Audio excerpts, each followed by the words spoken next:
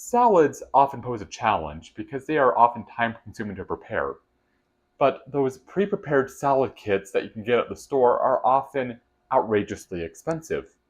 What if there is a compromise between, say, taking a minimal pre-prepared salad kit and then enhancing it? Well, empty that lame salad kit into a bowl, then wash an apple and hard-boiled egg off with soap and water, then add 2 tablespoons of homemade hummus.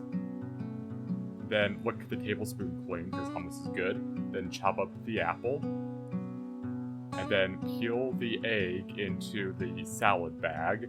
And hey, look at that appetizing egg. And then chop up the egg, get it in the salad kit. Add about 4 green olives, then some salt and pepper, and some crushed red pepper. And then finally a splash of apple cider vinegar. Get the lid on the Tupperware container and just shake it up. And yeah, it's an enhanced salad kit. Yay!